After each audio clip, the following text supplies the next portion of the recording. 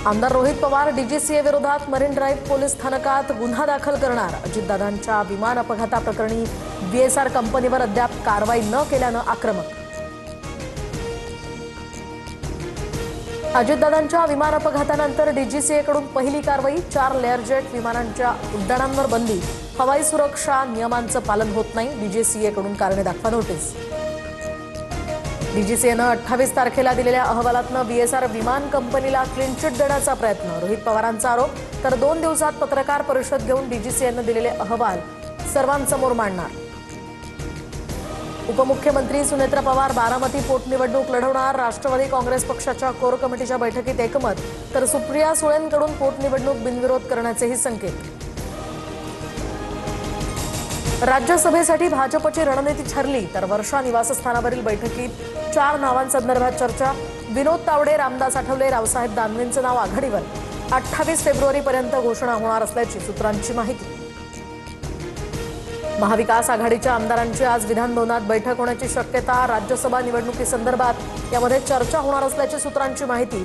तर राज्यसभेसाठी महाविकास आघाडीकडून शरद पवारांच्या नावाची चर्चा। शरद पवारांनी राज्यसभेवर जावं ही सर्वांचीच इच्छा। सुप्रिया सुळेंचं भाष्य। तर पवारांच्या उमेदवारीवर घटक पक्षांशी चर्चा करून निर्णय घेऊ। राऊतांचंही सुतोवाच। शरद पवारांना पुण्यातल्या रुबी रुग्णालयातनं डिस्चार्ज। प्रकृती स्थिर असल्याची डॉक्टरांची माहिती। डिहायड्रेशन झाल्यानं 4 दिवसांपासून त्यांच्यावर उपचार सुरू होते। मुंबई महापालिकेच्या शिक्षण विभागासाठी 4,248 कोटींची तरतूद। डिजिटल क्लासरूम, 278 इंग्रजी भाषा लॅब्स आणि सायबर साक्षरतेवर भर। 10वीच्या गुणवंत विद्यार्थ्यांचा पदवीपर्यंतचा खर्च पालिकेतर्फे उचलला जाणार। 1,150 कोटींच्या जमीन घोटाळ्यांच्या आरोपांवरून संदीपान भुमरे संतापले। अंबादास दानवे खोटं बोलतायत। अब्रू नुकसानीचा दावा दाखल करणार। भुमरेंचं प्रत्युत्तर। तर चौकशी करण्याचंही आव्हान। मंत्री नरहरी झिरवाळांच्या मतदारसंघात एसीबीची कारवाई। नाशिकच्या रासे गावातील सरपंच पत्नी आणि पतीला 50,000ची लाच घेताना रंगेहात पकडलं। उपसरपंचांवरील अविश्वास ठराव नामंजूर करण्यासाठी मागितली होती लाच।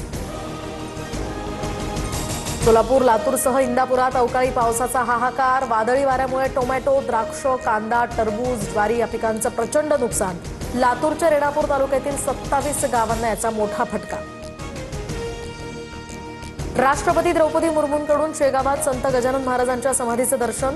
दरम्यान राष्ट्रीय आरोग्य शिबिराचं लोकार्पण यासह नागपुरात ब्रह्मकुमारीच्या राज्यव्यापी मोहिमेच्या उद्घाटन सोहळ्यालाही उपस्थित राहणार। राजूर ते अहिल्यानगर या लॉंग मार्चचा आज दुसरा दिवस। तोडगा काढण्यासाठी आंदोलकांच्या शिष्टमंडळासोबत सरकारची बैठक होणार। अजित नवलेंच्या नेतृत्वात शिष्टमंडळ मुंबईच्या दिशेनं रवाना।